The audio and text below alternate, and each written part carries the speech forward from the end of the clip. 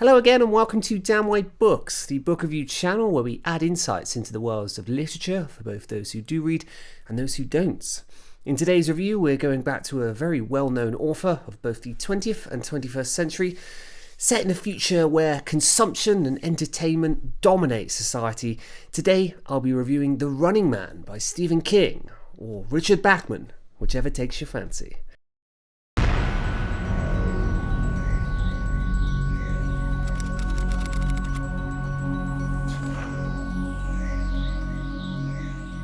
It's been a while since I picked up a book by Stephen King, horror or thriller. He does both exceptionally well. I often venture back to Mr. King's works when I want to binge a book because his books are brilliantly written pieces that really help you escape the troubles of this world, sometimes straight into the horrors of another. No author have I read more than Stephen King. If you're interested in my other reviews, check out my playlist link below. For now, let's dive into the plot of The Running Man. The Running Man was first published in 1982 under the pseudonym Richard Bachman. Yes, unbeknownst to readers at the time, Stephen King was secretly releasing books under this new name. In later interviews, King explained he did this to see if his success was due to his famous name or his actual writing talent. King went on to publish 7 books under the Richard Bachman pseudonym, including the one we are discussing today. The Running Man takes place in the future, but that future might seem a little closer than you think. At the time of this video's posting, the future Mr. King describes in The Running Man is actually next year in 2025. It's a bleak time, and we can all relate. Jokes aside, the future in The Running Man is vastly different from our present. Set in a dystopian and impoverished version of America, The Running Man follows central character Ben Richards as he struggles to survive the biggest game show on TV. In this bleak version of America, freebies are found everywhere. These TVs broadcast unrestricted entertainment with shows that push the limits of morality. One show features a man running on a treadmill for money until he collapses. All the shows are run by the Games Network, a powerful organisation where participants queue for hours outside the central building in the hope of becoming a contestant and, more importantly, in the hope of winning money. Vast swathes of American society are impoverished with a massive class divide between the social classes. The central character, Ben Richards, hopes to win money for his sick daughter.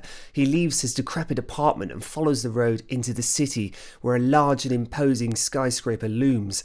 After many tests, he is selected to be a contestant on the biggest show on the network, The Running Man. The start of this book is very addictive. In just a few pages, Ben has left the squalor of his shared apartment and begun making his way through the gang-laden territory of his neighbourhood.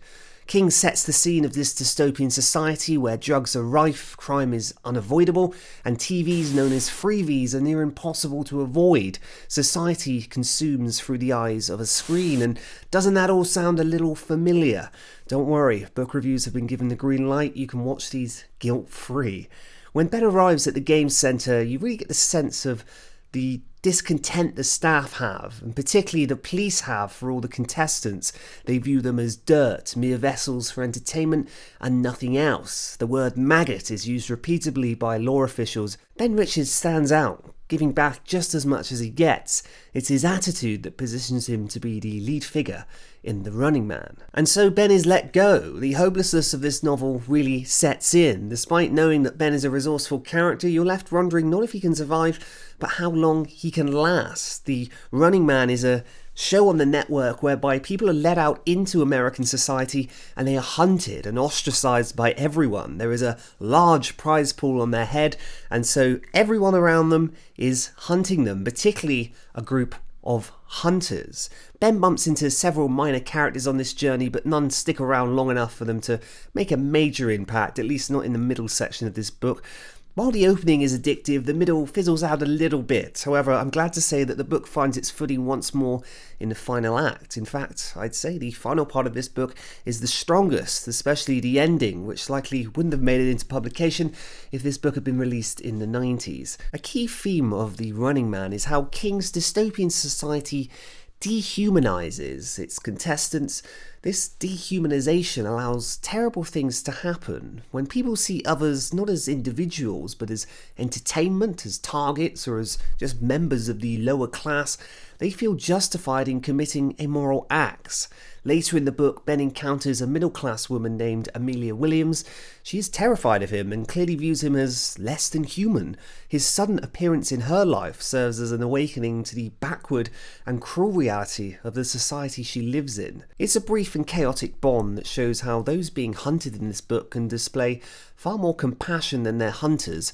Ben Richards is by no means an innocent man. He too commits terrible acts driven by desperation, fatherly instinct, and a will to survive. Yet all of this is cynically used by the games company, who see his inner struggle as primetime TV.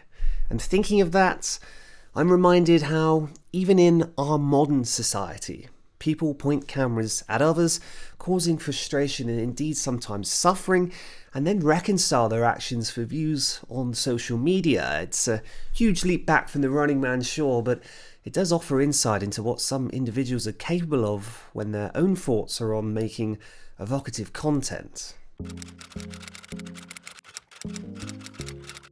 I've done a lot of final thoughts for Stephen King books, at least in this current video format I produce. What I'm getting at is, and what I'm always saying when reviewing this author is, I've read a great many of Mr. King's works. It's evident I'm already a big fan. The Running Man does not feature the gruesome horror of early Stephen King books and certainly won't keep you up at night. It's a great little read if you love thrillers and serves as a minor introduction into dystopian fiction. This book wasn't really meant to be overly analysed and studied. It was primarily made to be enjoyed, and enjoy it I certainly did. I also get the feeling that Stephen King very much enjoyed writing it. The Running Man is lacking in the depth that the characters have in some other Stephen King books that certainly make them shine, but it certainly isn't lacking in the writing department and serves as an addictive, enjoyable read that has action, depth, and a very badass ending. My friends, thank you very much for watching another book review with me. Again, please check out my other Stephen King reviews. Not all of my reviews for Stephen King are positive. There's one that I've read called Cujo, which is quite popular on this channel and has some controversy going on around it. I didn't think it was very good, but when comparing Stephen King's books, even if I say it's not very good, it's probably pretty good compared to most other books. But please check out my other books and let me know what you think, and leave a comment below, and please subscribe if you did enjoy this book review. I'm hoping to post a great deal more. I must admit it's taken me a while to review some books, but I'm getting there, and I hope to be on a steadier routine very soon. Until the next book review, I will see you again here for discussion of literature and all the insights into the worlds of books. Thank you very much. Bye bye.